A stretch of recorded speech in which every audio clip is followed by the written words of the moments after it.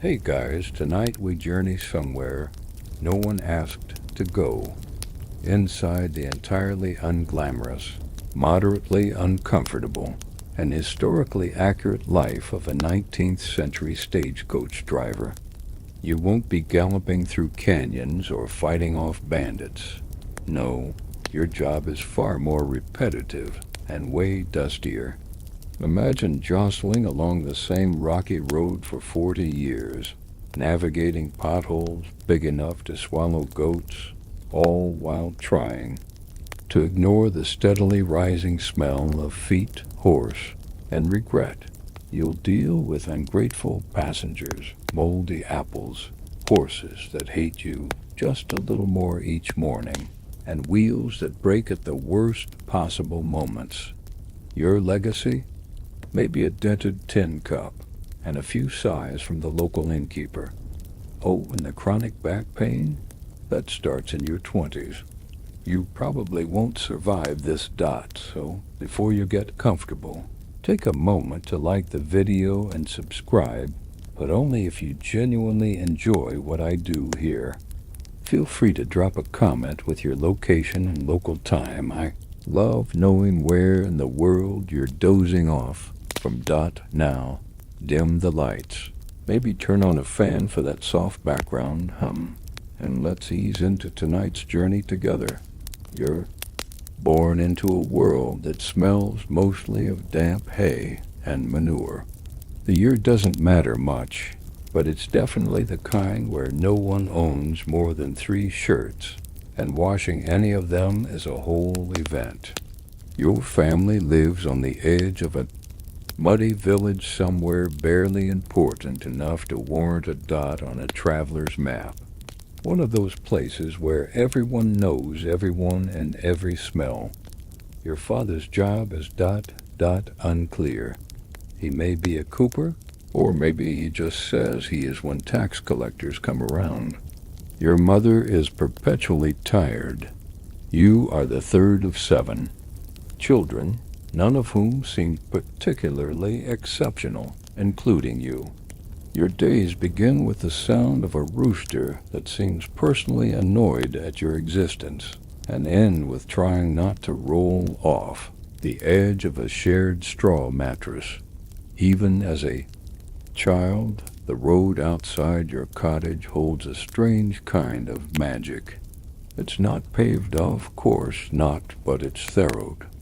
The one stagecoaches barrel down every few days, kicking up clouds of dust and leaving trails of mystery and actual horse droppings. You once saw a coach thunder past while carrying what you were told was a government inspector. You were 4. It could have been a chicken salesman for all you knew, but it planted a seed. You'd stand near the ditch and pretend to drive imaginary reins, whipping your invisible horses toward greatness, or at least toward the bakery. You'd reenact what you thought coach drivers did, shouting "Hiya" and dramatically snapping your wrist.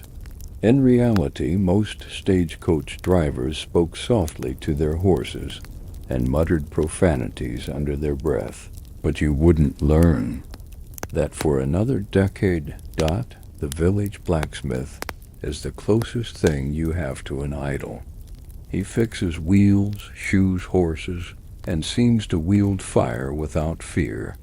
You try to spend time around his forge, but he keeps shooing you away before you can ask how to build a wheel. You resort to crafting tiny wands from twigs and pretending your pet beetle is a horse. It doesn't listen to commands. At 6, you learn to avoid the back of a horse. At 7, you learn that holding a lantern too close to dry hay gets you banned from the stables. At 8, your job is to carry water to the coach stop, a half-collapsed shed with a bucket full of questionable oats, and a bench that's probably older than the country.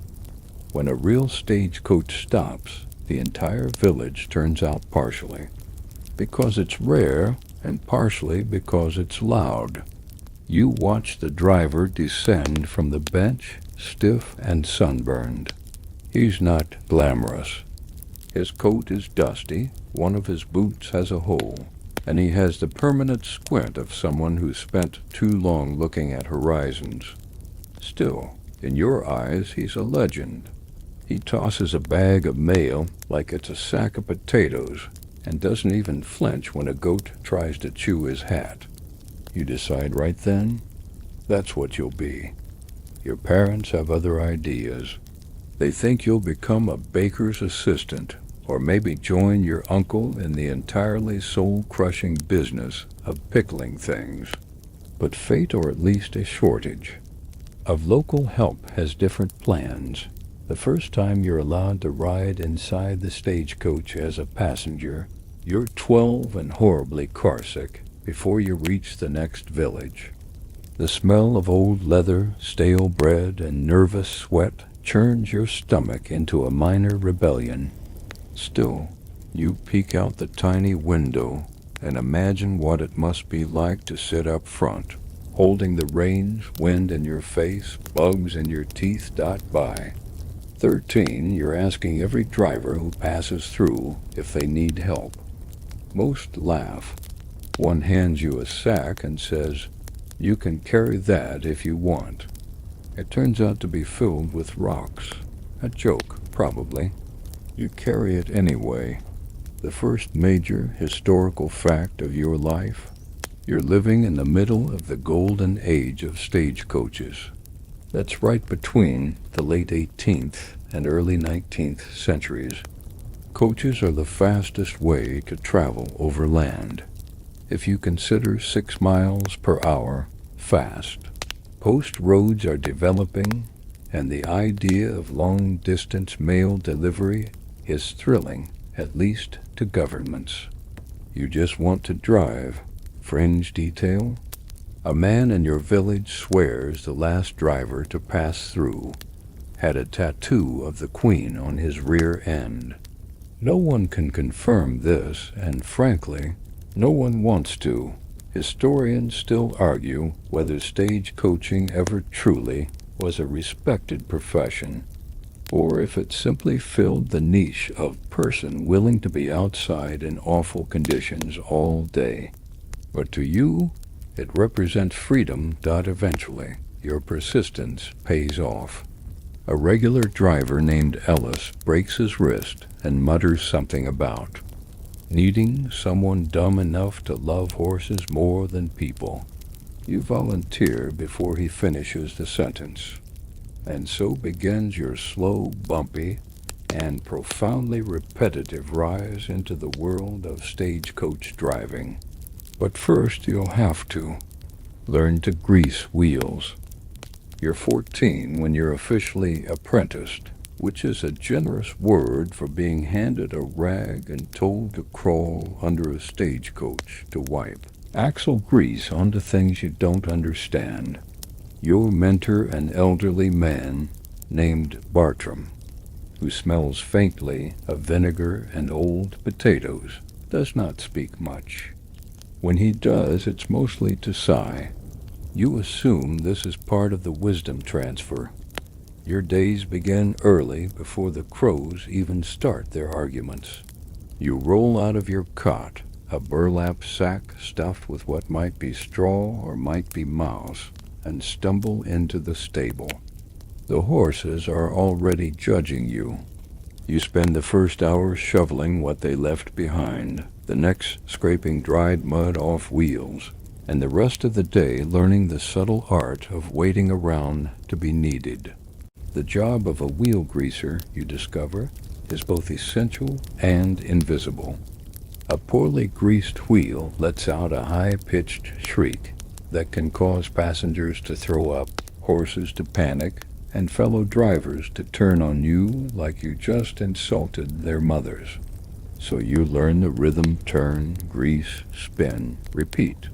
It's not glamorous, but it's yours. You also learn to recognize good axle grease by smell. Too sour? Spoiled. Too thick? You'll snap an axle. Too thin? Say goodbye to your wheel on the next hill. These are not skills that impress at dinner parties. assuming you ever get invited to one.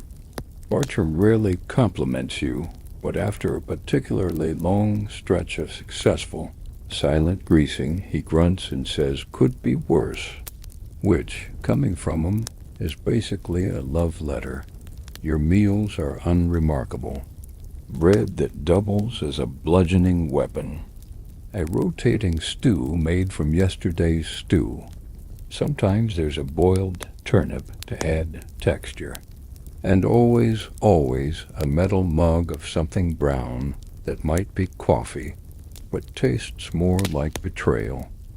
During breaks, you observe the coaches, the drivers, the horses. You learn to read the beasts like moody relatives ears back. They're annoyed, tail flicking, annoyed, breathing, probably still annoyed. Driving horses isn't just about pulling. It's about balance, trust, and not flinching when they sneeze in your face, which they do. Often. One summer day you meet a man claiming to be a retired coachman from London. He talks endlessly about the Great North Road and boasts that he once outran a tax collector and a bear in the same week. He wears 2 mismatched boots and drinks vinegar from a flask. You're not sure how much to believe, but you file his stories away just in case. Who knows? Maybe bears do patrol the roads near York. That same week, you watch your first proper wheel replacement. A coach thunders in with one wheel wobbling like it's contemplating early retirement. The driver jumps down, yells for help, and Bartram steps in. You assist. You hold the spare. You pass the pins. You do not cry when your thumb gets mashed. Not in front of the horses. You learn something else that day. Not every coach is the same. Male coaches are sleeker, faster, painted bright red like they're proud to be targets. Stagecoaches, the kind that carry passengers and misfortune, are heavier, louder, and tend to arrive late, no matter how early they leave. Then there are private coaches, which you're told to never touch, look at, or acknowledge, lest someone inside accuse you of breathing too enthusiastically near their upholstery. The historical fact that impresses you most: male coaches in England once had the right of way over everyone, even the military. They'd blow a horn as they approached, and you had better move, unless you wanted to explain to a furious postal agent why your cart of onions was blocking Her Majesty's Express delivery. You spend your evenings sketching wheels in the dirt, practicing knots, and whispering to the horses like they're co-workers you want to stay on the good side of. The horses don't respond, but they tolerate you now, which is the highest compliment you'll ever receive from a living vehicle. Your best friend during this time is a chicken named Melvin. He follows you around, sleeps in the stable, and occasionally pecks at your boots while you grease wheels. Some say chickens are smarter than they look. Melvin disproves this daily. Bartram retires abruptly one spring. Or maybe he just wanders off. One day he's there, snoring in a chair. The next, the chair is empty, and someone says he's gone to live with his sister. You've never heard him mention a sister, but no one presses the matter. That's how most retirements go in your line of work, quietly and without fanfare. You inherit the wheel-greasing duties in full, along with Bartram's tools and his mysterious logbook filled with unintelligible notes like "R. Axle speaks to rain" and "July grease angry." You use it as a coaster. With Bartram gone, the head coachman, a man named Pritchard, starts watching you more closely. Pritchard has a voice like he gargled pebbles, and a nose that looks like it's been punched by history. He doesn't smile much, but he doesn't yell either. which makes him nearly godlike among the COACHMEN. One day, during a slow morning, he calls you over, says, "Reckon it's time you learn the brake." You nod, trying not to look as excited as you feel. He hands you the reins. They're heavier than you imagined. You climb up to the driver's bench for the first time, not for a ride, but to sit, to feel the wood beneath you, the broad sky above, the reins in your hands. It smells like dust, sweat, and iron. Pritchard shows you how the brake works, how to keep your thumb clear when it slams. He lets you practice on an empty coach while he mutters things like, "Too stiff, and you'll kill us both if you do that again." It's high praise. Fringe tidbit: one coachman claims the secret to smooth braking is humming softly to the horses. Another insists it's chewing a clove of garlic while driving. You try both. The horses respond best to neither. Historians still argue whether stagecoach apprenticeships were formal or just a polite way to say child labor. In your case, it feels somewhere in between. You don't mind. You're on the path now. The reins are within reach, and you've nearly stopped getting horse blisters. You're 16, the first time you're allowed to drive a coach. Not a full rut. Of course, that would be madness, but a test run around the outskirts of the village. It's just you, two mildly irritated horses, and Pritchard, who sits beside. You like a judge at a very bumpy piano recital. Your hands shake. The reins are stiff and slightly damp, from what you prefer not to ask. The horses snort, sensing your nerves. Pritchard grunts. Don't hold them like you're picking daisies. Firm, confident, like you're about to apologize and mean it. You flick the reins. The coach lurches forward. The horses move. You're driving Dot. It's not glamorous. You're going 4 miles. An hour and hitting every rut and molehill in existence. But you're in control. The wind hits your face. A bug flies into your mouth. You cough, recover, and keep going. The village boys gather to watch. One of them points and yells, "You're wobbling." Another yells, "Is the wheel meant to do that?" Probably not, but you don't stop. You drive until your hands cramp and your legs go numb from bouncing on the wooden bench Dot at the end. Pritchard claps you once, heavily on the back. "Didn't kill us," he says. "High praise indeed, Dot. From that day on, you're in training. Number. More grease duty, well, not just grease duty. You're expected to be ready to drive at any moment. This mostly means long hours of hauling cargo, tying knots, and memorizing road signs carved into rocks that are somehow always slightly tilted the wrong way. Your first coach isn't new. It's not even respectable. It's a patched-together beast, with one door that sticks and a bench that leans slightly left. The paint has long faded into a color best described as confused brown. You love it instantly. The horses assigned to it are named Edgar and Smudge. Edgar is old, reliable, and completely unimpressed by you. Smudge is younger, temperamental, and farts when nervous, which is often. You learn to live with the smell. It builds character and sinus resilience. You run short training routes, just a few villages over and back, usually, with a senior driver nearby in case you panic, pass out, or accidentally drive into a pond. It has happened before. No one talks about it.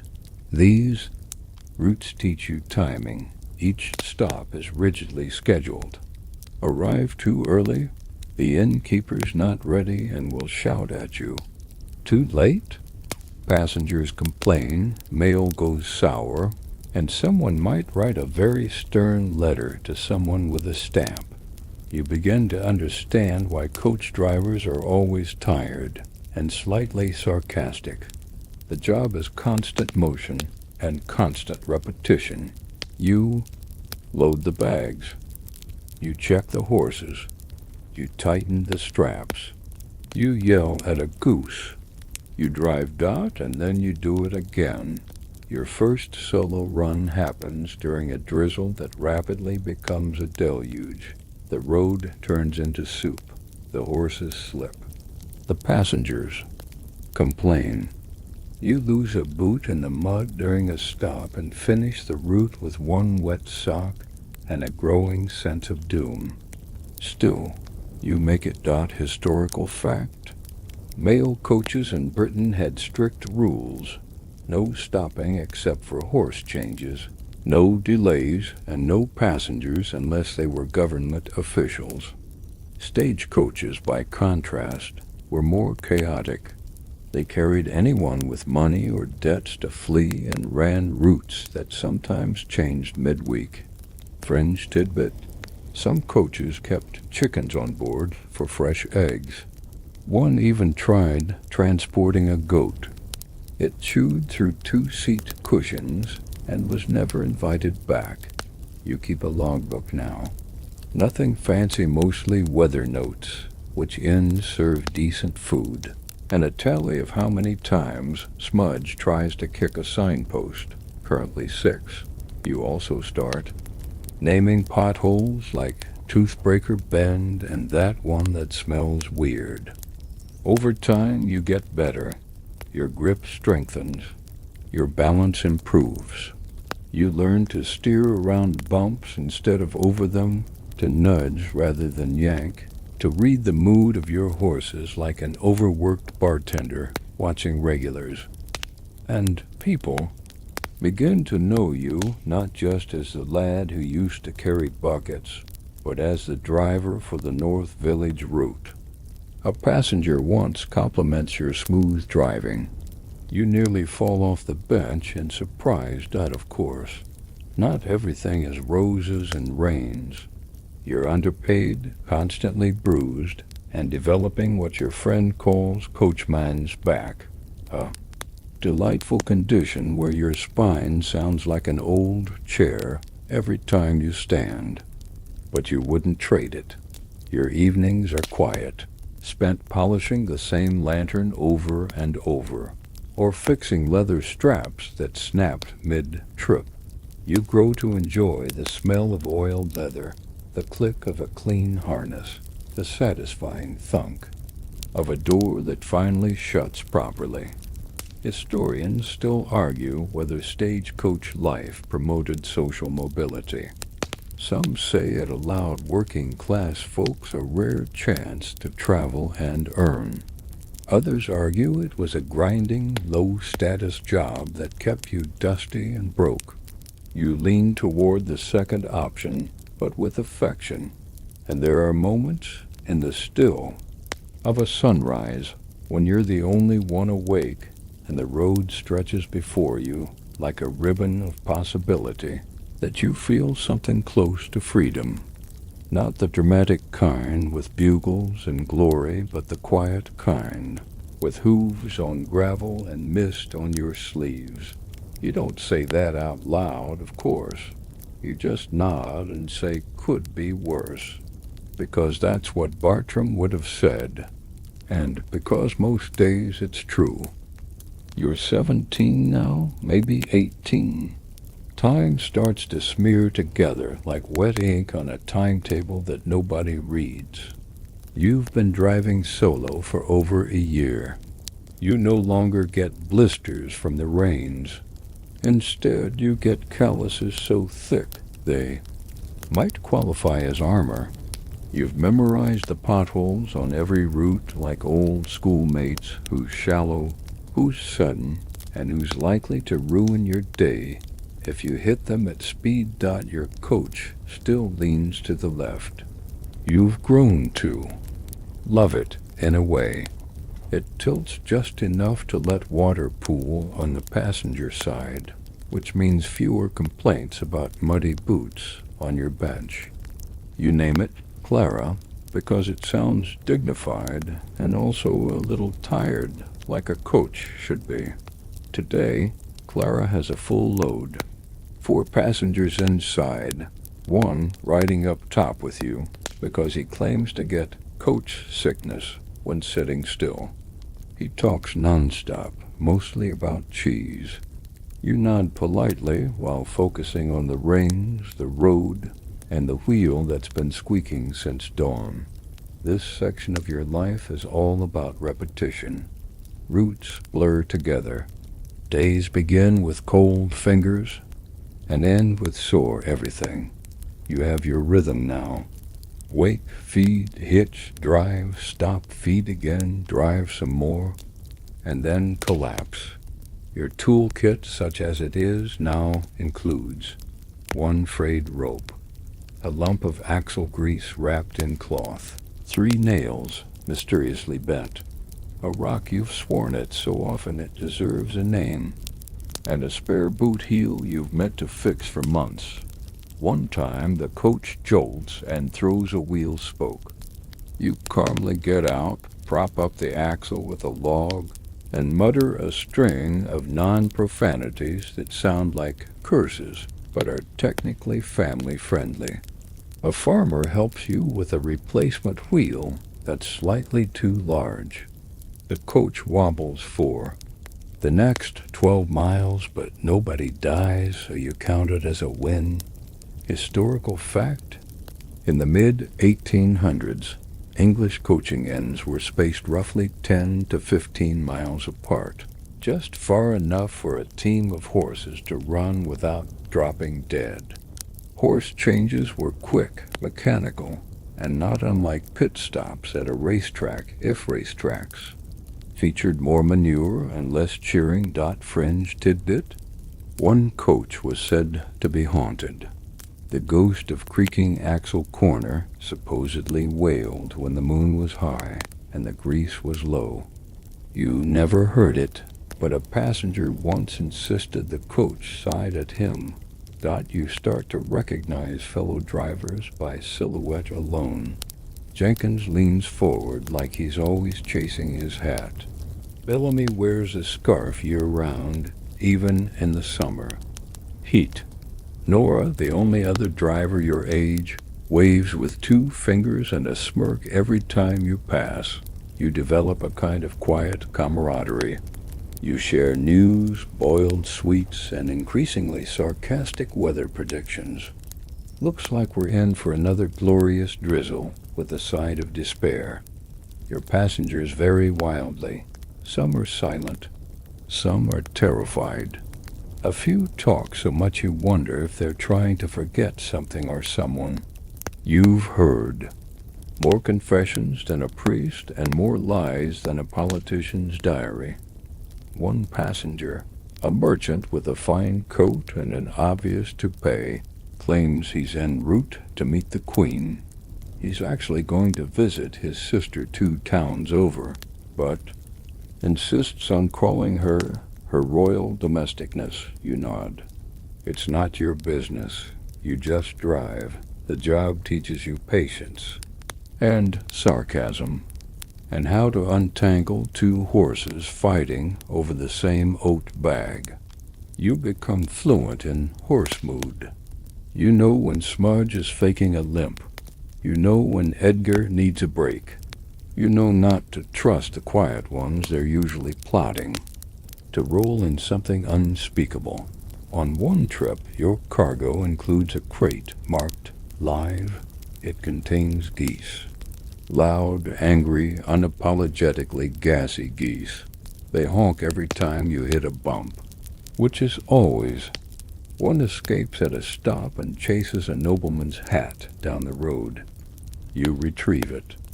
The hat, not the goose. The goose is still out there, probably running a village by now. The pay hasn't improved. You get a few coins, a meal, if the inn likes. You, and the occasional tip. Once, a widow gave you half a pie and said you reminded her of her third husband.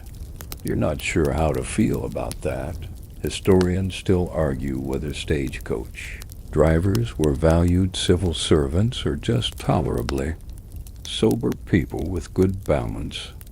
Either way, you keep showing up, mud-soaked and stiff-legged, because someone has to keep the wheels turning. Your boots wear down unevenly. Your coat grows heavier with patches. You begin to carry a small cushion for your seat, which you guard like treasure. No one touches the cushion. One morning, during a fog thick enough to hide regrets, you lose the road. For a full hour, you wander afield while trying to convince yourself it's probably just a very flat, grassy path. A farmer waves you back to the track without even asking. It's not the first time he's done this. You start sleeping in the coach itself during long layovers. It's not comfortable, but it's yours. You even hang a tiny lantern from a nail over the bench. It swings with every breeze, glowing like a tired eye. It feels oddly homey. You hear rumors of a newfangled machine, something called a railway. A coachman at the inn scoffs and says they'll never replace horses. Can't trust a boiler with your life. You nod, but secretly wonder. You like trains, in theory anything that doesn't involve being sneezed on by a draft horse. And yet, when you're on the bench, reins in hand, road stretching ahead like a question mark with no answer, you know there's nowhere else you'd rather be. Not for now, anyway. You wake up sore in places you didn't know could ache. Again, your body is slowly adapting to a life spent in motion, but it still files the occasional complaint. As you swing your legs off the bench seat and stretch under a pinkish pre-dawn sky, you realize this is your routine now. The same stretch of countryside, the same cracked road, the same grumpy horse and the same goose, still lurking near mile 7 with silent, honking menace. You've been assigned the Midlands to coast. Route 40 miles, give or take, with 6 scheduled stops and at least 3 unscheduled ones caused by puddles, pigs, or passengers with weak bladders. You drive it every day, sometimes twice. It has become your personal purgatory with a view. The road isn't straight. It meanders like a drunk poet. You've memorized each twist, each dip. You know exactly where the coach will groan, where the horse is slow, where the rainwater collects. That puddle near Greystone Hollow, it's never shallow. You stop bothering to avoid it. The splash is inevitable and oddly comforting. Each day blurs into the next. You measure time and tavern stew variations, beef, questionable beef, and mystery meat with surprise beans.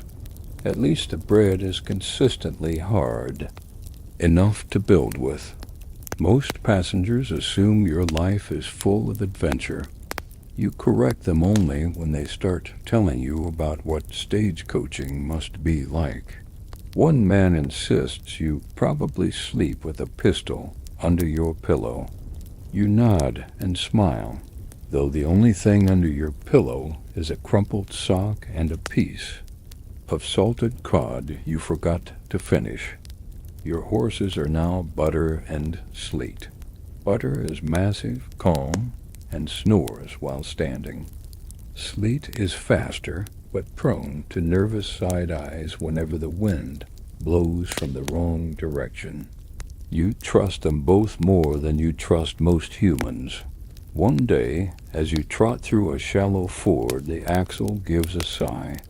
Not a brake knot yet, but a sound you've come to recognize, the whisper of impending failure. You make it to the next inn and spend 2 hours underneath Clara tightening bolts and praying softly. A toad watches from a puddle nearby, unimpressed. Historical fact? A typical English stagecoach averaged around 5 to 8 miles per hour, depending on road and weather conditions. Some mail coaches were faster, but only slightly. Your speed varies depending on passenger weight and whether sleet has seen any suspicious rocks lately. Fringe tidbit: some coach companies offered inside and outside seating, inside being more expensive and marginally more comfortable, outside being cheaper, colder, and far more likely to result in insect-related injuries. You've seen passengers cling to the top rails like windswept scarecrows. You begin to notice the small changes in your route. The fallen tree near the barley field is finally cleared. The thatcher's son waves now instead of throwing turnips. The signpost at Oak Bend leans a little more each week, like it's just too tired to keep pointing north. The inns become like old relatives familiar, cluttered and slightly too loud. At the Laughing Boot, the barmaid calls you Coachy. At the Cracked Kettle, they know you take your stew without onions. These comforts, though small, add up. They're your rewards for surviving the daily rattle. You keep a tally in your head. Potholes hit this week: 42. Passengers who tried to tip you in buttons. 3. Hours of rain endured without complaint. 19. A personal best. One morning, a minor lord boards your coach. He's wearing a velvet cape and a hat with more feathers than practical sense. He looks horrified by the mud on the step. You consider telling him it's blessed mud, but you just nod and gesture him in. He tips you half a penny. You pretend not to notice. Your coat has now been patched so many times it resembles a patchwork map. The right sleeve is mostly from another jacket. The lining is stuffed with old newspaper and pride, and you wouldn't trade it for anything but perhaps a second one. Passengers come and go, but one remains in your memory: an old woman with a chicken in a basket and a laugh like crumpled parchment. She tells stories about her youth that are clearly fabricated. You believe every word. Historians still argue whether drivers had official uniforms. Some say certain lines issued liveries. Others say it was all local tradition and whatever was clean. You've never had a uniform, just a hat that smells of leather and sweat and occasional victory dot. Your journal now includes sketches, mostly horses, sometimes wheels, and once a very detailed drawing of the goose at mile 7. You're starting to think it holds a grudge. You give it a wide berth. You begin training your replacement. Or rather, someone insists their nephew shadow you for a few weeks. He's bright-eyed, overconfident, and keeps calling the brake lever the clutch. You smile kindly and make him muck the stable for 3 days before he's allowed to ride top bench. You don't mind. You remember being that excited. You remember thinking there'd be glory in this work. Now you know better. It's not about glory. It's about endurance, precision, and keeping your boots dry. At least one of them dot, and yet there are moments when the sunrise hits the frost just right, and the breath of your horses rises like steam from a dragon's nose, and the sky opens, wide above the empty road. Those are the moments that feel like magic. Quiet, muddy, back-aching magic. You don't say that aloud either. You just mutter, "Could be worse," as you guide Clara through another puddle the size of a shallow lake. Because at this point, it's not just a job. It's a rhythm, a ritual. a slightly muddy religion of wheels, hooves, and repetition, and you're one of its quiet, dusty priests. Cargo. That's what really fills your days now. Not adventure, not excitement, not even people most of the time, just sacks, crates, and mysterious bundles tied up in string and hope. You've become a courier of the utterly mundane. This morning's load includes 3 mail sacks, one of which smells faintly of cheese, a crate labeled apples, urgent. It leaks something mushy. A burlap sack that jiggles ominously and contains either potatoes or very lazy ferrets. And a small box marked "Handle with care," which has already been dropped. Twice. You don't ask questions. You just load, lash down, and drive. Every coach carries its secrets.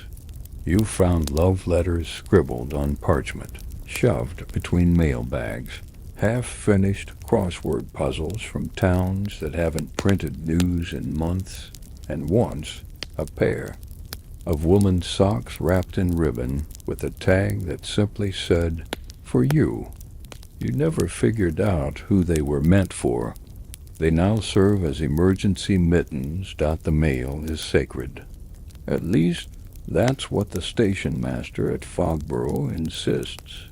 He once made you drive 10 extra miles to deliver a single envelope to a cottage surrounded by geese and existential dread. The recipient turned out to be a man who hadn't spoken in 4 years. He opened the letter, nodded once, then went back inside. You never found out what it said. Historical fact? Royal Mail coaches began in 1784, dramatically improving the speed and security of postal deliveries. They even carried armed guards, though your coach is only you, a horsewhip, and a very judgmental stare. Fringe tidbit? One coach company reportedly lost a shipment of wedding rings, which were eventually found sewn into a badger's nest. To this day, no one knows how or why. You also begin to see how the stagecoach serves as a kind of lifeline for villages. You bring news. You carry medicine. You deliver letters that might contain proposals, rejections, or just updates on Aunt Mabel's gout. People meet you at the stop, not because you're special, but because you represent connection. You're the thread tying the country together, one muddy wheel at a time. Of course, sometimes the thread is more frayed than functional. Like the time the fragile crate contained glass candlesticks, none of which made it past the first pothole. Or the incident with the bees. You didn't know there were bees inside until the coach started humming. You're stung 4 times before you realize what's happening. The passengers scream, sleet panics, butter sneezes.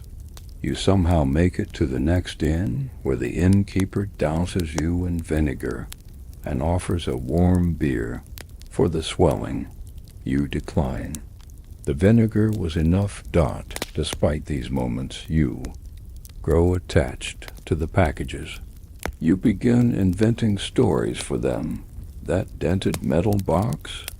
A family heirloom containing a secret will. The crate of onions? A bribe for a priest. The bundle wrapped in a shawl? A haunted doll being returned to its original owner. You amuse yourself on long stretches by narrating their imagined contents aloud, softly, in various accents. Butter seems to appreciate the entertainment. Sleet remains skeptical. You're also tasked more frequently with transporting money coin bags for markets, ledgers for accountants, and once a very suspicious sack marked buttons that jingled in a decidedly non-button way. You don't ask, you just drive. But you do sit on that sack the whole way. The worst cargo of all, dead fish. You once transported 30 pounds of it to a coastal village, packed in cracked barrels and guilt. By mile 5, the coach smelled like a rotting argument. By mile 12, you nearly cried. By the time you arrived, the barrels had leaked through the floorboards. Clara still hasn't forgiven you.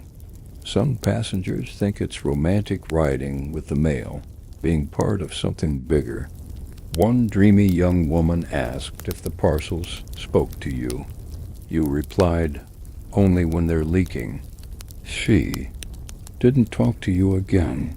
Historians still argue whether Stagecoach cargo services were more important than passenger transport. Some say the coach was just a rolling post office. Others argue it was a precursor to public buses. You say it's a miracle the apples ever arrive whole. Speaking of apples, yours are always bruised. It's a mystery. You buy them fresh, pack them carefully, and still, by midday, they resemble regretful potatoes. You eat them anyway. Once, you're given a bundle marked with a wax seal and strict instructions. Do not open under pain of death. It's unusually light. You cradle it like treasure all the way to thistledown. When you hand it off, the recipient tears it open, removes a single feather, and says, perfect. You never find out why. You stop trying to understand anything that happens in THISTLEDOWN. Your journal for this month includes cargo tallies. Live chickens, 7. Dead chickens, unrelated. 3. Crates of books. 4. Crates pretending to be books. 2. Suspiciously jiggly packages. Too many. It's not glamorous, this freight-hauling life, but there's a strange satisfaction in making sure the world keeps moving. 1 bag of soggy letters at a time, at night, when the coach is empty and the lantern's swaying light flickers off the leather seats. You sometimes imagine the packages whispering their secrets to each other. Little bundles of purpose, resting between destinations, dreaming of arrival. You know it's nonsense, but still, you swear the box labeled eggs gave you a funny look yesterday.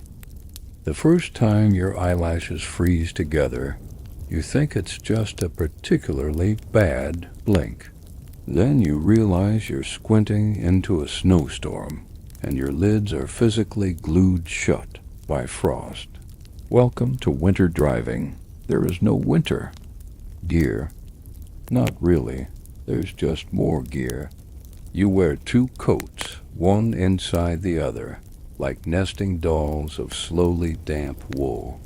You wrap your hands in 3 pairs of mittens and still lose feeling in your pinkies by mile 2. Your scarf gets frozen to your beard once. You decide to leave it there until spring. The road in winter is not a road. It's a suggestion. Packed snow hides ruts. Ice forms anywhere, especially where the sun never quite touches. And snowdrifts. They sneak up like thieves, swallowing. Wheel tracks and small livestock alike. Still, the mail must go. The coach must run. And you? You must shiver your way forward. Butter and sleet, for their part, seem unbothered. Butter is built like a hot water barrel and steams calmly in the cold. Sleet becomes more irritable than usual, slipping occasionally and glaring at snowflakes as though they've personally offended her. You trust her instincts. If she stops moving, you probably should too. You've taken to warming your hands on the lantern before setting off, though once you held it too long and burned your glove, which promptly froze back together. A miracle and a fire hazard. Passengers complain more in winter, which you didn't think was possible. They bang on the walls. They yell that it's too cold, too slow, too bumpy. You try to sympathize, but you're the one who just knocked icicles off the brake lever with your forehead. You once had a man offer to help drive during a whiteout. He sat up top, took one look at the blur of snow, and silently climbed back down. His hat remained frozen to the bench. Historical fact: winter conditions were the most dangerous for stagecoaches. In the 1800s, some mail routes in snowy regions were suspended entirely during deep freezes, but not yours. Yours continues with great enthusiasm and zero regard for your toes. Fringe tidbit: one coaching company once tried wrapping the coach wheels in leather to reduce slippage. It helped for one journey. Then the leather froze, cracked, and nearly decapitated a sheep. The practice was discontinued. You learn tricks: how to heat a stone in the fire and wrap it to keep under your coat. How to chew raw ginger to fake the feeling of warmth. How to brace your knees against the dashboard so you don't slide off the bench mid-dash bend. There are winter-specific hazards: ice patches so slick the horses skate sideways, snowdrifts that hide fences, over-enthusiastic carollers who block the road with singing and lanterns. And of course, the dreaded black ice. You hit it once, and the coach performed a graceful pirouette before landing in a ditch full of frozen turnips. No one was injured, except your pride and a sack of flour. You lose track of your nose entirely sometime in January. It becomes a rumor. You're told it's still there by helpful innkeepers who offer bowls of stew and vague encouragement. One gives you a woolen face wrap that makes you look like a very angry sheep. You wear it religiously. You also get used to driving in the dark. Daylight in winter is a stingy thing, barely stretching to the late afternoon. Most of your route happens under stars, moonlight, or thick clouds that look like forgotten laundry. The coach creaks louder in the cold. Every part of it seems to protest. The leather stiffens. The wheels groan. The frame hums like an old man trying not to stand up. You hum along to keep your spirits up, usually nonsense songs about soup or revenge against the weather. Sometimes you ride into a frozen silence so complete it feels like the world's holding its breath. The horse's hooves crunch softly over snow. Your breath plumes into the air and disappears. There's nothing but white in every direction until a flicker of orange tells you there's an inn ahead, with firelight and possibly a dry pair of socks. Historians still argue whether drivers were ever compensated for the extra dangers of winter. Some evidence suggests they were paid a bit more in harsher months. Other records imply they simply got more stew. You personally receive half a ham once. It freezes solid on the return trip and becomes an improvised pillow. You've also learned how to spot frostbite. Step 1. Stop feeling your fingers. Step 2. Panic. Step 3. Rub them frantically while your horses judge you with their calm, frost-rimmed eyes. The passengers don't see most of it. They see their frozen windows, their stiff knees, their damp boots. But you see the bigger picture, the coach, like an iron beetle, crawling across a white wilderness, carrying tiny packets of hope and a whole lot of cold soup. You dream of warm things now. Not beaches too unrealistic, but maybe a chair that isn't made of frozen wood. Maybe stew that doesn't require a knife. Maybe one day socks without holes, and yet There's something about driving through falling snow that quiets your thoughts. The flurries soften the world. The road disappears, and so do your worries for just a while. There's only the crunch of hooves, the sway of the coach, and the dim glow of your lantern leading you forward through the cold hush of winter's breath. You wouldn't call it beautiful, not out loud, but you do whistle sometimes, just softly, just enough to keep the frost from creeping into your soul. And then comes summer, and with it, a different kind of suffering. The frostbite is gone, sure, but now your thighs stick to the seat. Your shirt fuses with your back, and every passenger smells like they've been trapped in a wool blanket for 3 weeks, because summer isn't kind to the coach driver. The heat turns the inside of the carriage into a gently baking bread oven. Only the dough is made of travelers, hay dust, and body odor. Even the horses smell worse, somehow. Butter begins to pant more than usual. Sleet develops an attitude.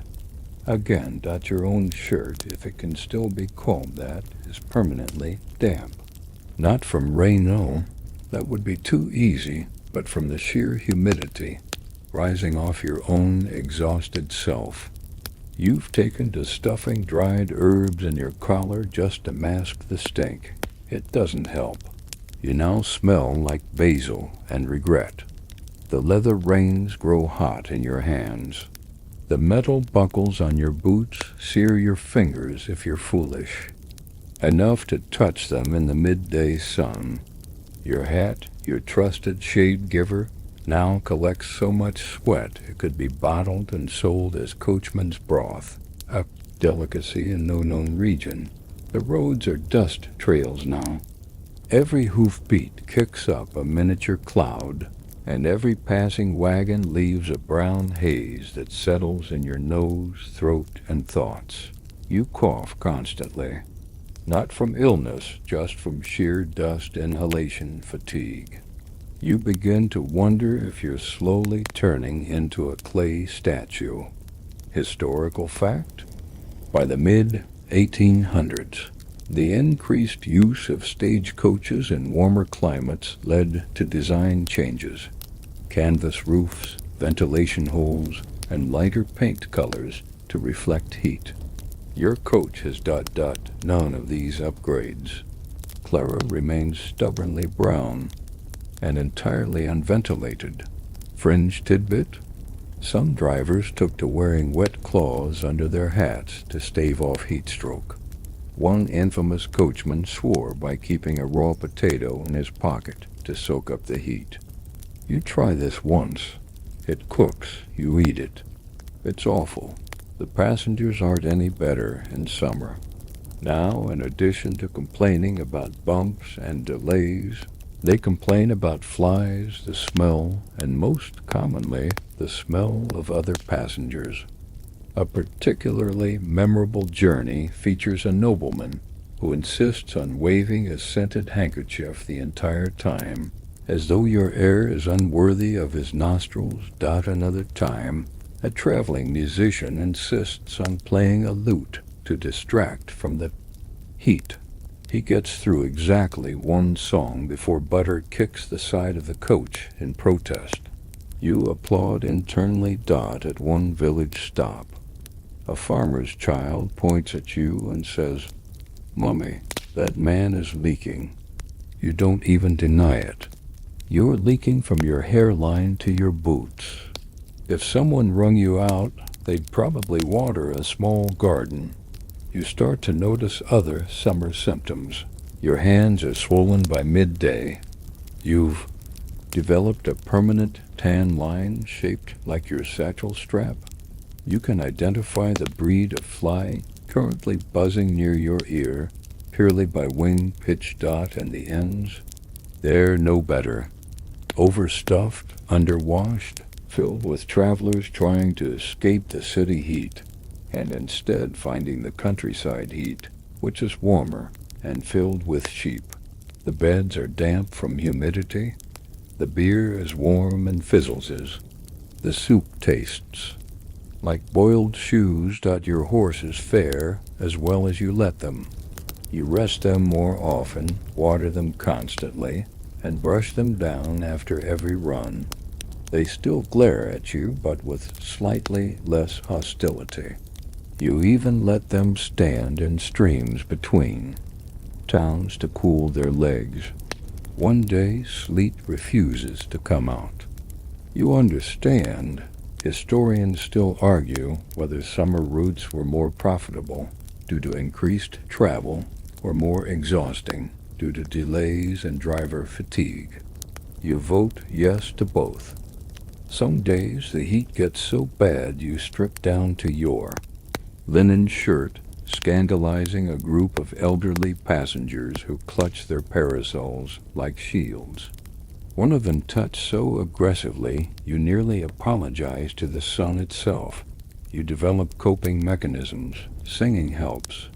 So does chewing mint. You also start carrying a fan, a small creaky contraption you found in a lost parcel. It works exactly 3 times before breaking. You mourn it. You and other drivers compare sweat stories like war veterans.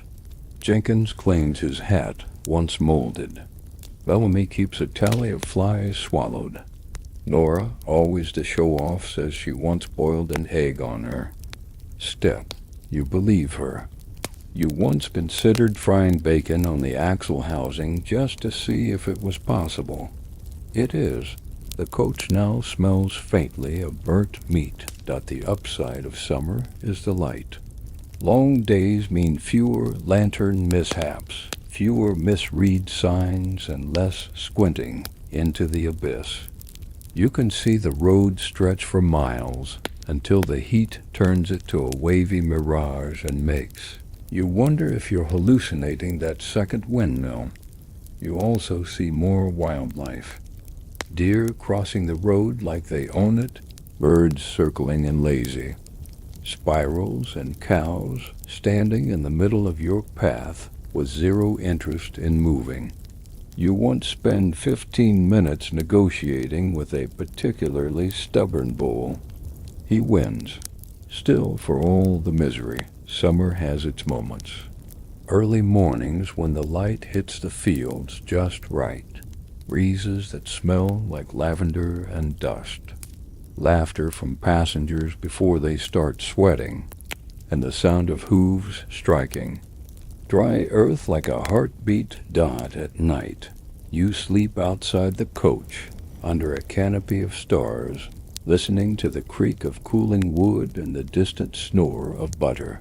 The summer insects buzz. The road sighs.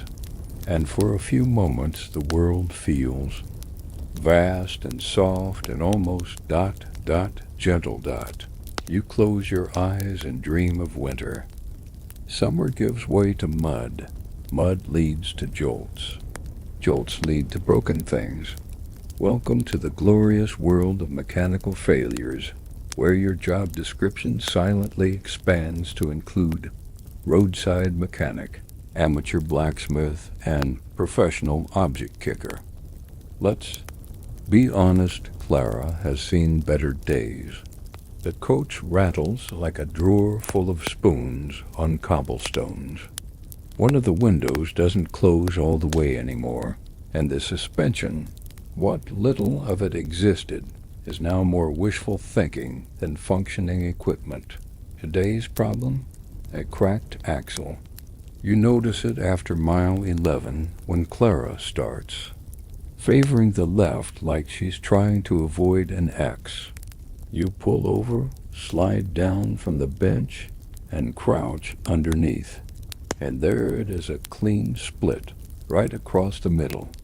You sigh, reach into your pouch, and remove your emergency toolkit, which consists of a coil of fraying rope, a rusty wrench with half a handle, 2 wooden wedges, and a lucky rock you named. Malcolm, you set to work. First, tie the axle with rope, then wedge the crack, then mutter threats at it. You find that using the phrase, "I will personally bury you in this ditch," tends to get results. Not actual mechanical ones, but emotional satisfaction. Passengers peer out from the coach windows. One asks if this happens often. You lie and say no. Another wonders aloud if perhaps the horses are to blame. You consider asking her to climb under the coach and investigate herself. Instead, you smile, tip your hat, and continue wrestling with Clara's wounded underbelly.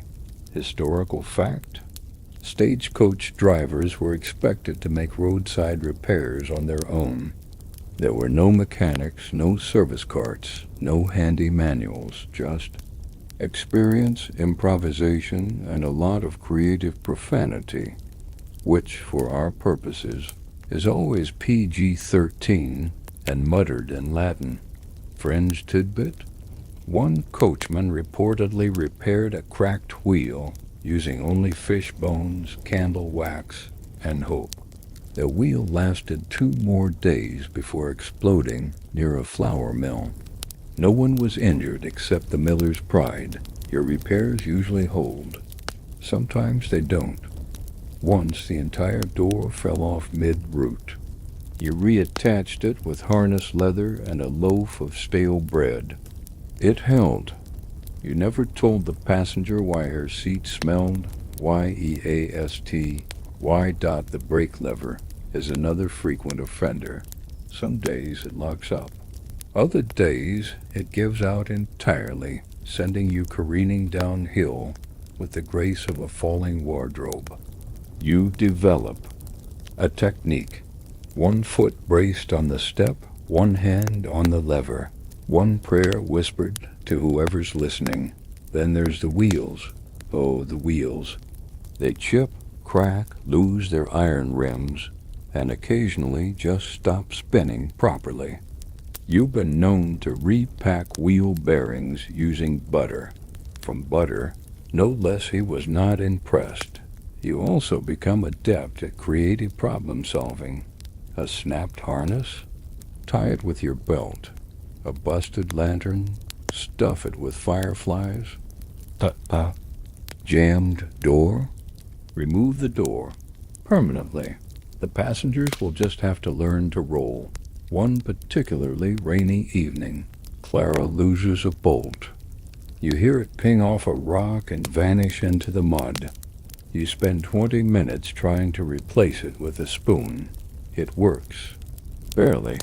You now refer to that side of the coach as the dessert suspension. You begin carrying more and more spare parts, extra reins, spare nails, loops of leather, an entire replacement bench, which doubles as a makeshift table during lunch stops. The coach becomes not just a vehicle, but a rolling workshop held together by grit, grease, and your refusal to give up.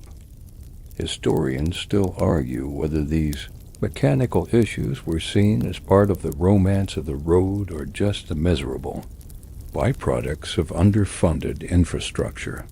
Most of the historical letters from drivers suggest the latter, especially the ones with tear stains. You get to know every creak Clara makes.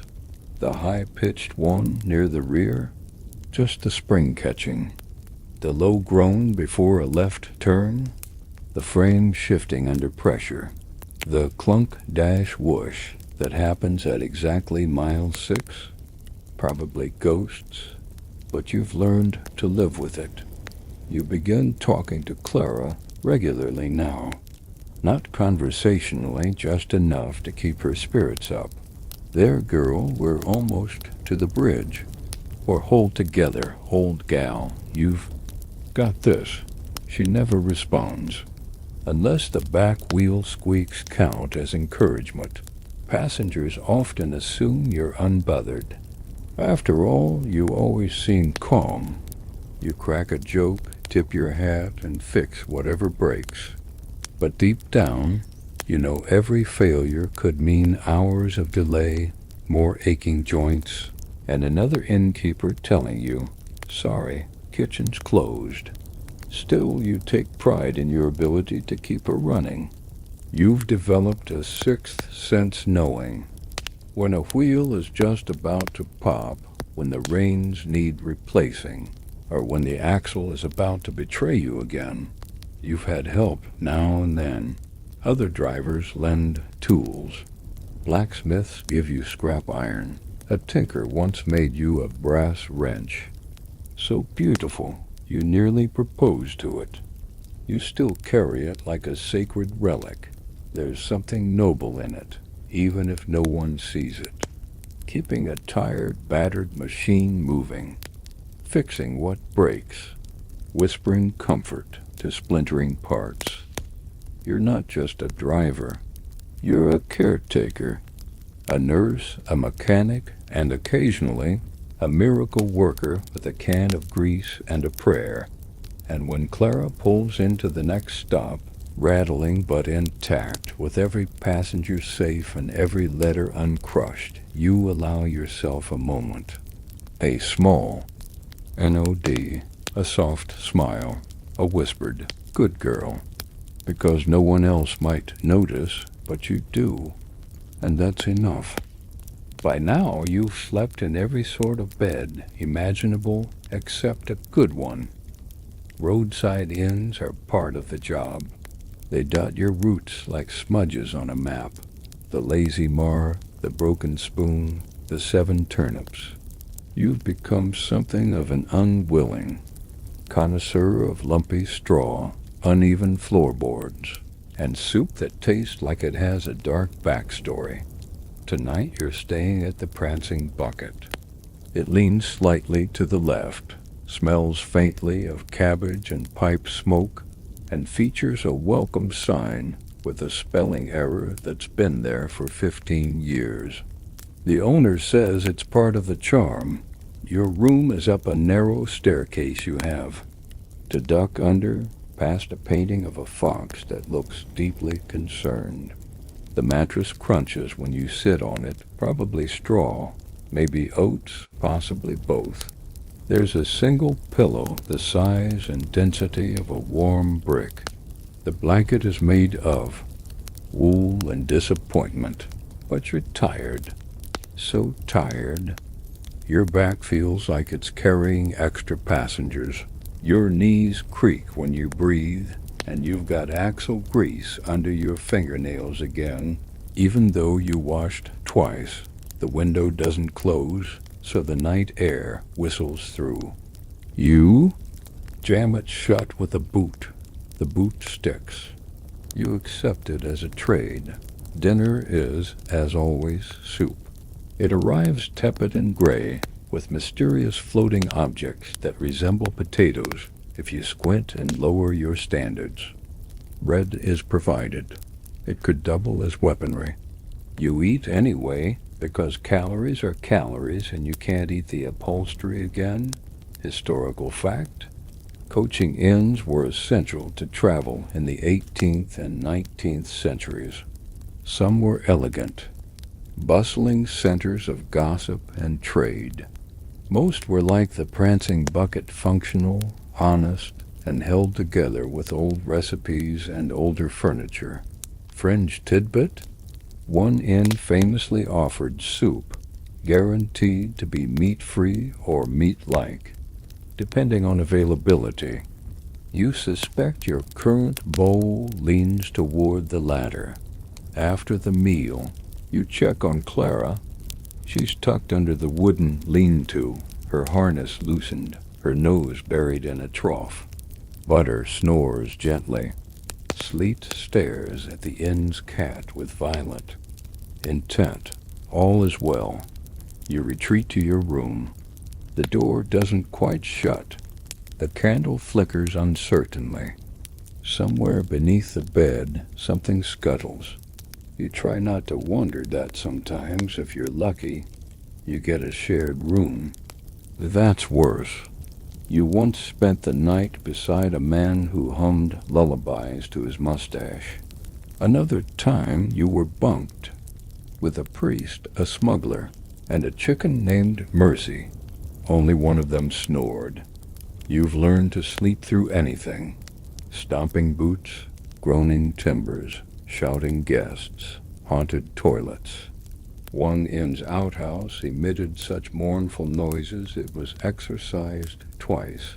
Still, there are perks. The barmaids know your name. They ask after the horses. Sometimes they slip you a piece of pie if the cook's in a generous mood. The regulars pipe smoking. Farmers, twitchy gamblers, ancient ladies with weather-predicting joints start treating you like one of their own.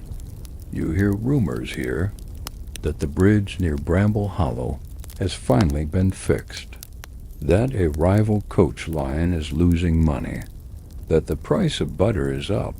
Butter the horse doesn't care. And of course, ghost stories. Always ghost stories. Last week, a boy told you about a coach that arrives at midnight, full of passengers with no faces.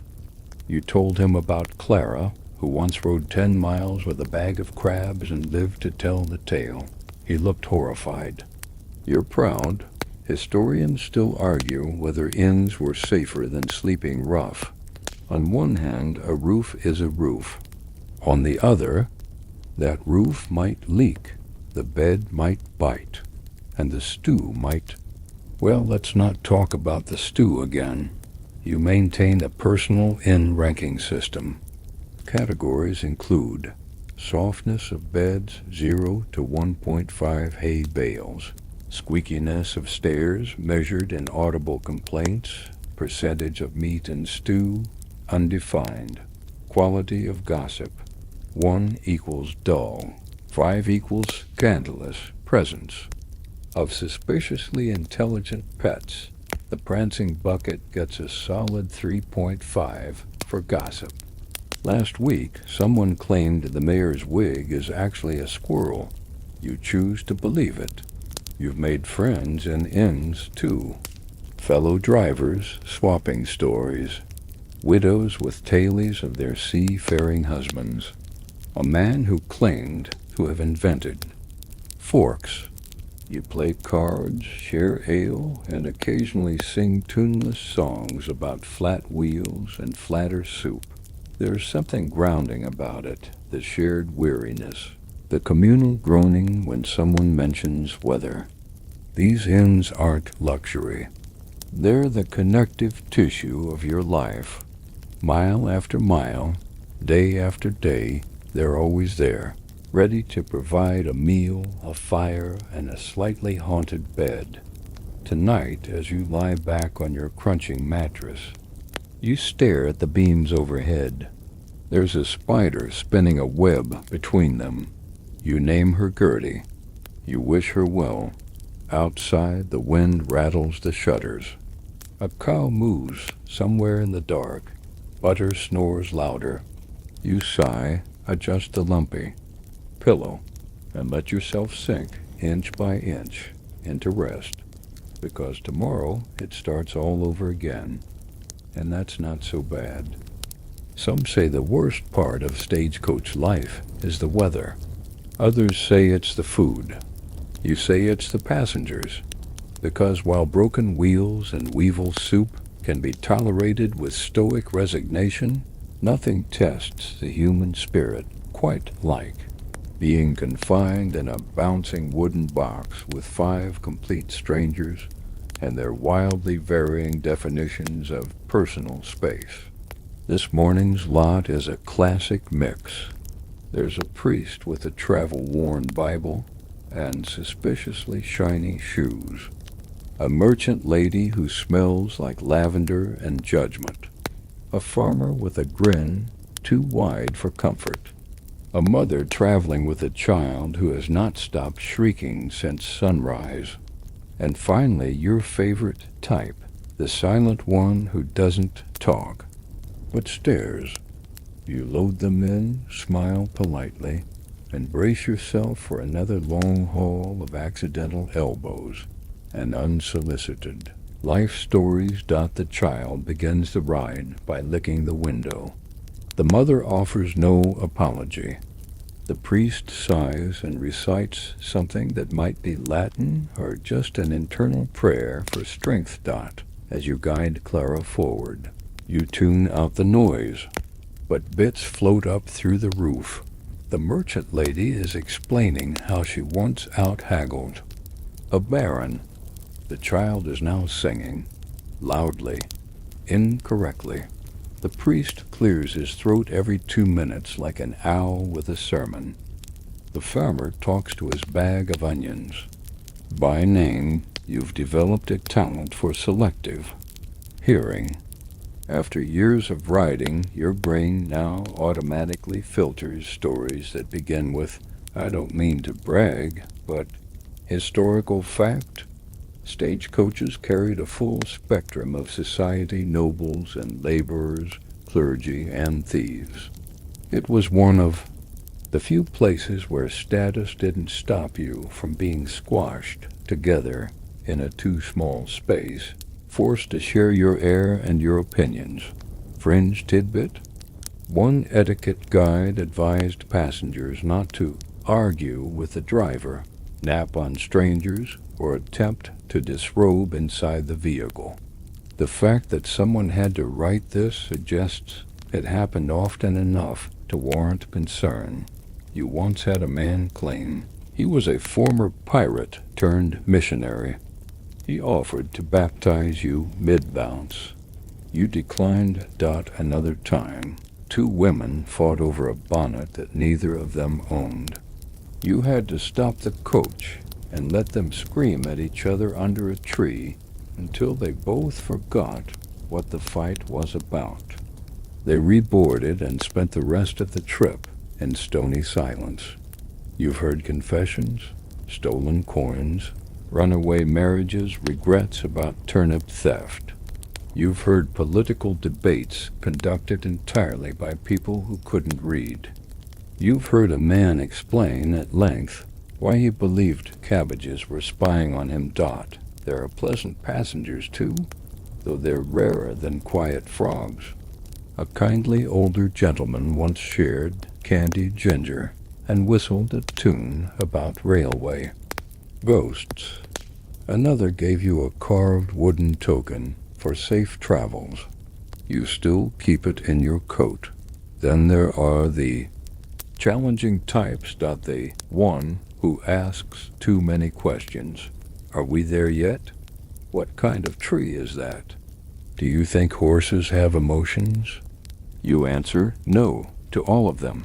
The one who doesn't understand stagecoaches. Why can't we just go through the river? Can you make it gallop? Is there a bathroom? There is not. And then the conspiracist. Always at least one. Last week's passenger spent the entire ride whispering about the moon being a potato in disguise. You didn't argue. You just drove. Sometimes they ride up top with you, especially the ones who want fresh air or a better view. These are often the chatty ones, and they rarely understand the concept of silence as a gift. You've had con artists spin tales of lost inheritances. Traveling salesmen try to sell you miracle ointments made with real horse spirit. Once, a poet recited every verse he'd ever written. You nearly drove into a tree on purpose. Historians still argue whether the mixing of classes on stagecoaches led to social mobility or just mild trauma. Your opinion leans toward mutual discomfort and shared blisters. You've learned to be polite, firm, and when necessary, gently terrifying. One stern look over your shoulder is usually enough to quiet a feud. For louder disturbances, you cough meaningfully, which implies, please remember, I'm your only path to not being stranded in a bog. Despite all this, you occasionally miss them when the coach is empty. The silence becomes too loud. The jostling, too predictable. The miles stretch longer without someone singing, off-key about cabbage wine. You start keeping a ledger of notable characters. Not names, just types. Whisperer of secrets, smuggler of pies, loot man, twice. Unfortunately, the professional Saya, surprise clown, never again. You also note how they leave the coach. Some thank you, some complain, some disappear without a word. A few shake your hand with quiet gratitude, and it's those that stick in your mind the longest.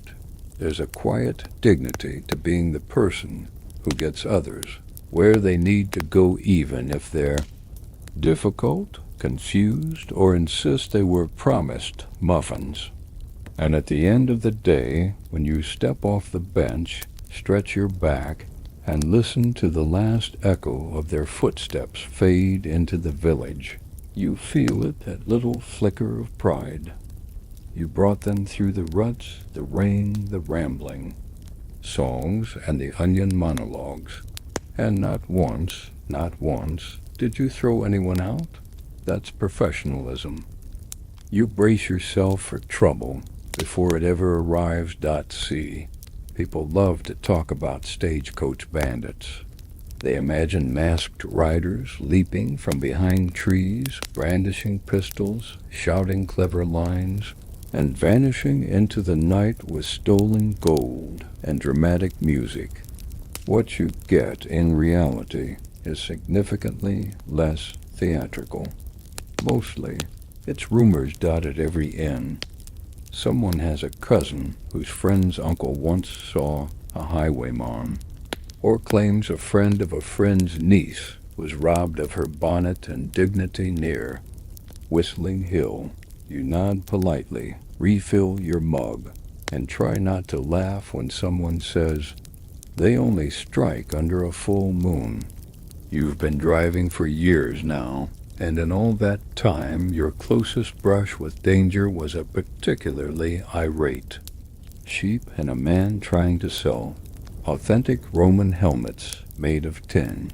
Still, passengers expect danger, so you give them a look, just one, the kind of look that says, "Yes, I've faced things, dark things.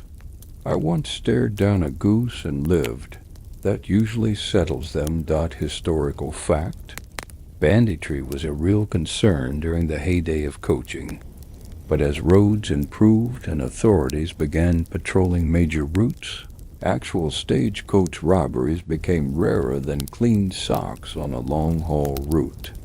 Most highwaymen preferred easy targets, solo travelers, unattended wagons, drunk nobles. Fringe tidbit: there was a well-known robber in the late 1700s who would only steal pies. Cherry, apple, mutton, it didn't matter.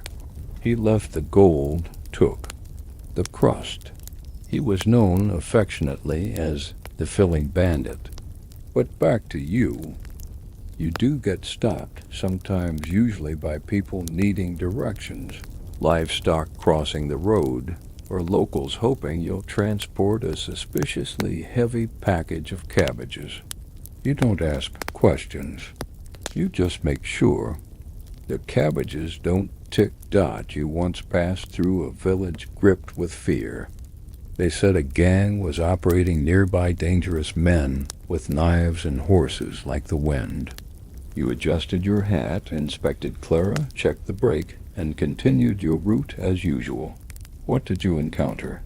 A man with a wooden leg and a broomstick. Rifle, trying to collect tolls for a bridge that hadn't existed in 20 years. He asked for a shilling. You gave him an apple core. Not all would-be bandits are so harmless. Of course. One night, near a misty bend known locally as Regret Hollow, a great name, terrible tourist destination, a shape stepped into the road. Your heart pounded. Your hands tightened on the reins. Butter kept walking. It turned out to be a scarecrow, blown loose from a field. It flopped harmlessly into the ditch. You told the story at every inn for weeks. Sometimes, though, the danger comes not from strangers, But your own cargo, you once transported a locked trunk marked private. It jiggled ominously. You swore it growled once. When delivered, the recipient opened it right there on the doorstep. Inside, a clockwork taxidermy dog that barked when wounded. Its eyes lit up. One of the passengers fainted. Another time you were warned about a dangerous woman boarding in Willowdown. The innkeeper pulled you aside and whispered, "She's clever and fast. Don't let her fool you." You were expecting a spy, a thief, maybe a saboteur. She turned out to be a traveling playwright with a knack for dramatic monologues and an impressive collection of shawls. She told you her life story, her mother's life story, and half the story of a goose named Theodore. You still don't know how it ends. Historians still argue whether Stagecoach routes were truly dangerous or just perceived that way thanks to popular storytelling. Most agree that while robberies occurred, the real risk was mundane: crashes, weather, and the occasional freak goat incident. You do carry a weapon, a small club tucked under your seat. You've never used it, unless you count knocking a jammed latch loose or threatening the pudding that once tried to escape its jar. It was summer. Things melt. The closest you ever came to true peril was when the bridge at Blackmere collapsed behind you. The horses cleared it by inches. Clara rattled across like a miracle. You didn't speak for 3 miles. When you did, it was just one word. Again, the passengers cheered. You wanted to lie down, but these near misses, these stories, they grow in the telling. You become a local legend, the driver who defied the river, or the one who outran the collapsing bridge. You let them talk. The truth is less glamorous, but that's not the point. People want drama. You give them just enough to keep them satisfied, then get back to doing what you always do, tying down the mail, checking the wheels, and watching the horizon dot. And when someone asks, "What do you do if you see a bandit?" you pause, chew your biscuit, and reply, "Well, depends. Are they armed or just after my soup?" That usually ends the conversation, because danger, real or imagined, is just another part of the job, another bump in the road. And as long as you've got Clara under you, reins in your hands, and Butter snoring behind the inn, you'll face whatever comes, even the goose with the sword.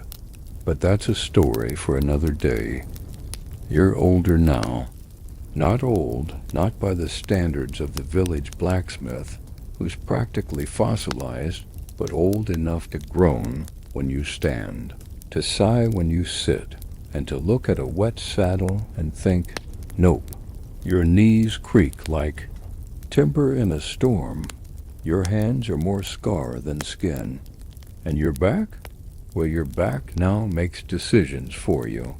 Every morning it asks, "Are we really doing this again?" And every morning you say yes, but slower. You used to leap onto the bench. Now you climb it like it's a small mountain. The reins feel heavier. Or maybe you're just tired of holding on so tightly. Even Clara groans more often now, not in protest, just in sympathy. Your passengers don't notice. They see the same hat, the same coat, the same boots, now patched and repatched into near sentience.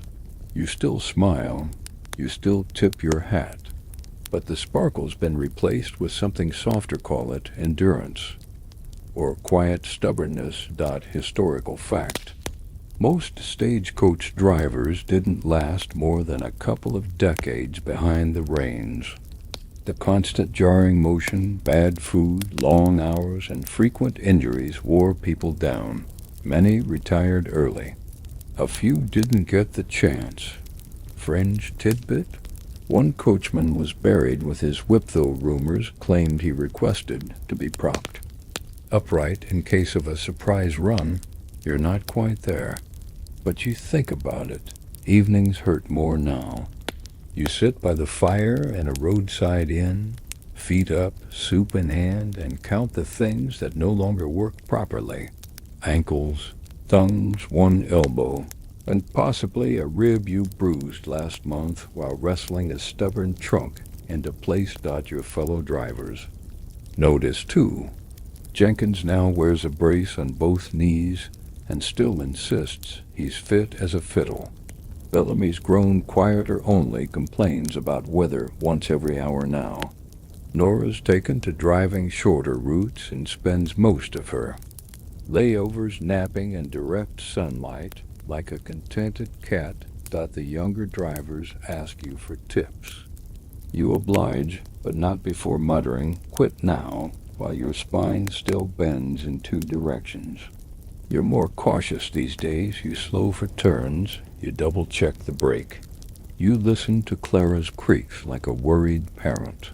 You've been through too many near misses to pretend you're invincible. Still, there's comfort in routine. The same road, the same mileposts, the same goose. Yes, it's still alive, and yes, it still gives you the evil eye every Tuesday. The inns greet you with familiarity now. The barkeep refills your mug before you ask. The barmaid slips you the crusty end of the pie because she knows you like it. You've become part of the scenery, just another creaky, dependable fixture like the fireplace or the cracked ceiling beam. The passengers, though, are different, younger, louder, less impressed. One calls you Grandpa. You inform him that Clara's older than his haircut and twice as useful. He laughs. You don single quotes T. Another asks if you've ever done anything exciting. You consider telling him about the river incident, the pudding rebellion, the time you outran a cow on a rampage. But instead you say, "I once ate soup with 2 spoons by accident." He doesn't ask again. Historians still argue whether older drivers were respected elders or simply ignored relics of a fading profession. You suspect the truth depends on how many teeth you have and how often you snore. Mid-sentence, you've started losing things, names, places. That one knife you always kept in your boot, it's somewhere. You'll find it eventually. Maybe you. W-R-I-T-E in your journal less. Your hands ache too much by the end of the day, but you still think in entries. Fog this morning. Couldn't see the inn sign. Nearly kissed a scarecrow. Passenger gave me a book of poetry. Horses disapproved. Stepped in something, again, still not sure what. There's comfort in knowing the road hasn't changed much, even if you have. The same bend near Willow Creek, the same shady tree near Halfstone, the same cursed pothole near Pebble End that still hasn't been filled. You talk more to Clara now. She's slowing too. Her wheels wobble more, her frame creaks like yours, and she occasionally stalls on hills she used to charge over. You don't mind. You pat her dashboard, whisper encouragement, and let her rest longer between runs. Butter and Sleet have retired.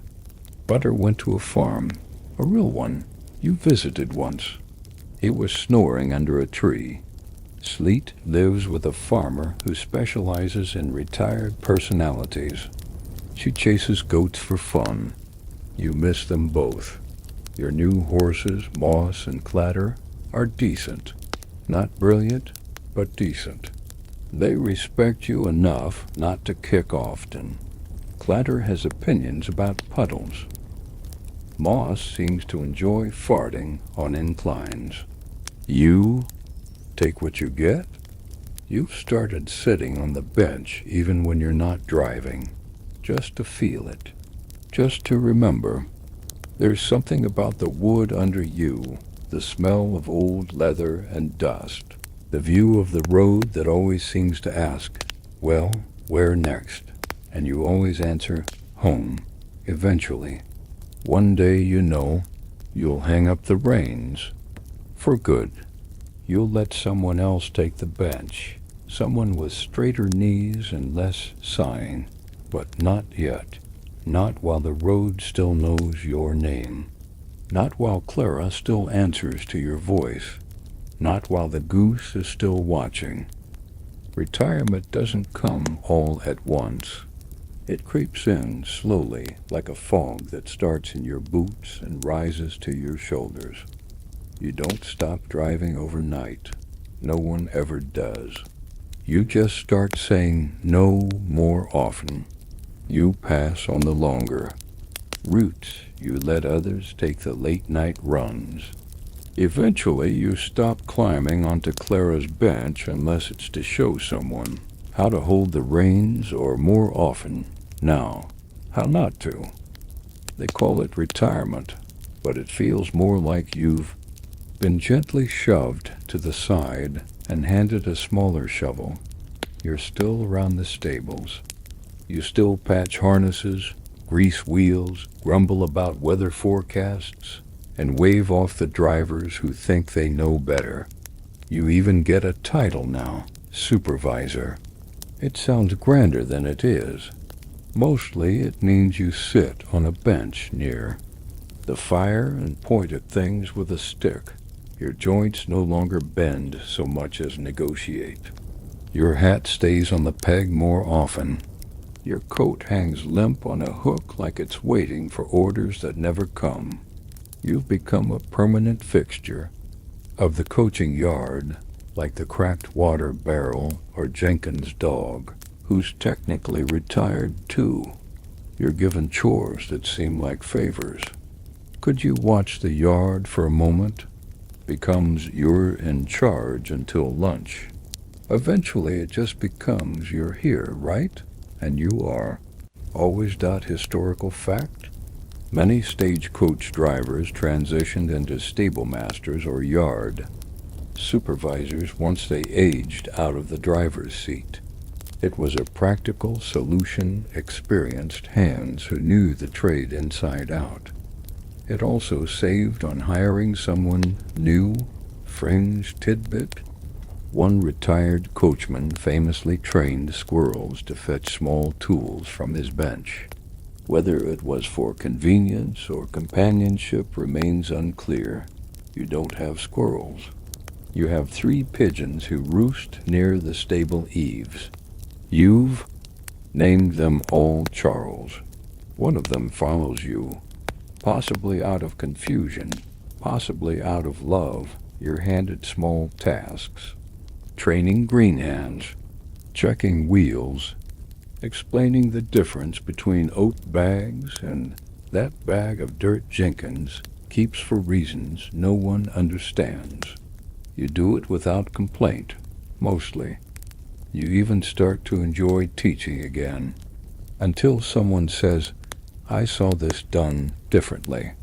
Once, and you have to go lie down from sheer disbelief. You still visit Clara. She's no longer in rotation. Too many creaks, too many repairs, but she sits near the edge of the lot, under a canvas cover, like an old warhorse with stories to tell. Sometimes you sit inside her empty cabin and breathe in the scent of worn wood, old leather, and time. It's comforting, like being inside your own memory. You polish her lamps now and then, oil the hinges, whisper to her. You know, deep down, that she won't ride again, not properly, but that doesn't matter. She carried you through more miles than you can count. You owe her that much. You get visitors, now passengers from long ago. One brings you a fruit pie and claims you saved her life once by stopping the coach before a runaway ox crossed the road. You remember the ox, you do not remember the pie. You accept both graciously. Another traveler, older now, thanks you for giving him directions once. He says you looked at him like you knew exactly where he needed to go. You did. Mostly because he was holding the map upside down.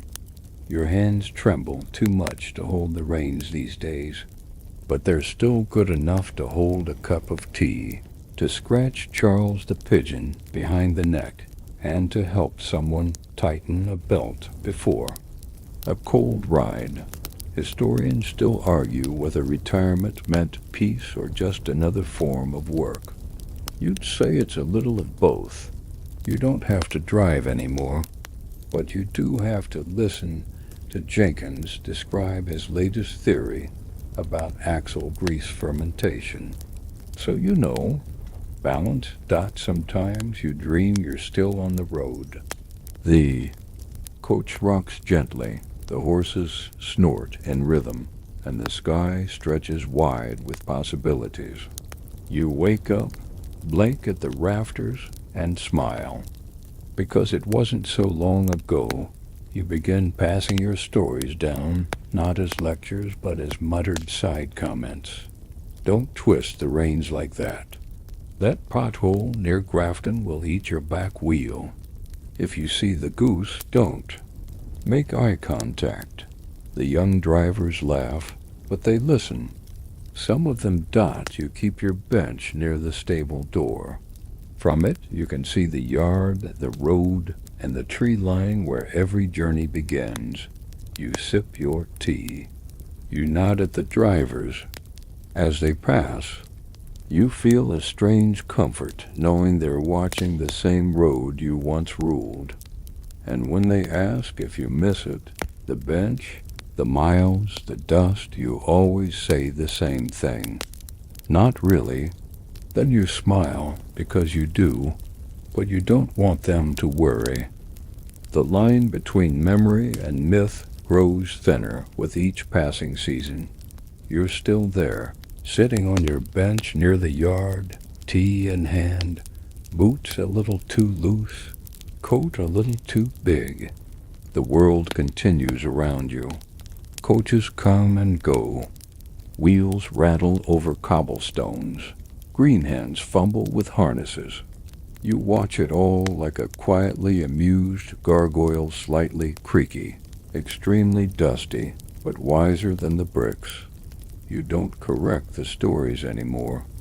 When someone says that's the old driver who raced a mail coach through a flood, you just nod. You did cross that flood. Slowly, the water was ankle deep, and the real challenge was keeping sleet from eating river grass. But they don't. Need to know that you become a character in your own life. A bit of scenery. A local legend with a hat and a 1,000-yard stare. New travelers ask, was he really a driver? And someone answers he was the road. You suppress a snort. It's ridiculous and flattering, and not entirely false. Historical fact? Many veteran drivers were remembered more for the stories told about them than their actual records. Some exaggerated, some embellished, and a few simply stayed quiet and let the legends build around them, like ivy on stone. Fringe tidbit 1. Driver had a tombstone that simply read, kept the schedule, kept his seat, kept his secrets. You think about that sometimes. Your legacy isn't carved in marble or painted on a signboard. It's in the way the younger drivers hold the reins, in the way they check their wheels twice, in the jokes they repeat, not knowing you told them first. If the soup's moving, don't ask why. Just tip the bowl and hope it rolls out. You pass your days watching, remembering, and occasionally grunting advice when someone forgets to. Grease the brake pen. They listen, most of them. The ones who don't, they learn, usually by limping. Even Clara has a bit of legend now. The ghost coach, someone calls her. Kids sneak into her cabin and dare each other to sit on the driver's bench. One of them swears they heard her creak in the wind. You just smile. The innkeepers still bring you tea. The stable boy brings you the wrong tools with great enthusiasm. The pigeons have become bolder. One stole a biscuit right out of your hand last week. You're proud, in a way. Sometimes you're asked to speak at gatherings, festivals, coaching anniversaries, odd little town ceremonies where someone reads a poem that doesn't rhyme and everyone claps awkwardly. You stand, clear your throat, and say something like, "Roads are long, boots are cheap, and never trust a goose." Then you sit back down. You don't miss the blisters or the frostbite or the soup that smelled like despair. But you do miss the hum of wheels under you, the way the reins felt alive in your hands, the shape of the world from atop the bench. There was freedom there, and dust, and maybe a little poetry if you squinted hard enough. Now and then you'd take a short ride, just a couple of miles. They let you hold the reins. The horses are gentle. The road is smooth. You wave to a child who waves back like they've seen royalty. You pretend your back doesn't ache the next day. It's worth it. Historians still argue whether the stagecoach era ended with dignity or faded quietly into iron and steam. You know the truth. It didn't end. It just changed. The wheels kept turning. Just different wheels.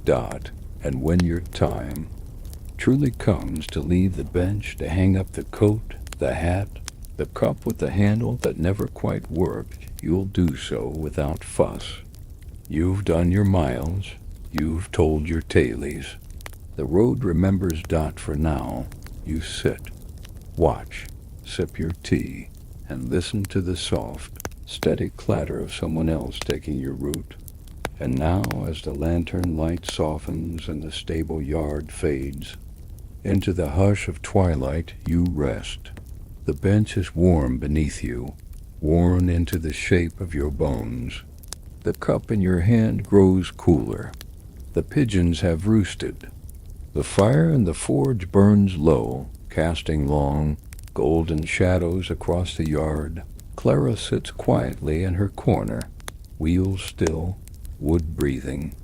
You imagine her sleeping, just as your memories folded inside, every creak and bolt a story resting.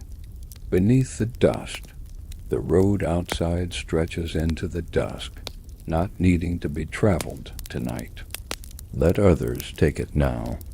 Let the young ones jostle and climb and discover its curves. You've earned the stillness. The stars begin to blink open above, slow and scattered. A breeze shifts through the trees, soft, cool, familiar. You breathe in the scent of leather, hay, old tea, and the hint of distant rain. It smells like everything you've ever known. You lean back, let your shoulders sink. Let the years slip from your hands. Let the miles melt away. Let the road grow quiet. Because here, in this moment, there is no rush. No schedules. No cracked axles. No singing passengers or exploding puddings. Just the sound of the world settling down and the whisper of dreams arriving by coach. Sleep now. The road can wait. Sweet dreams.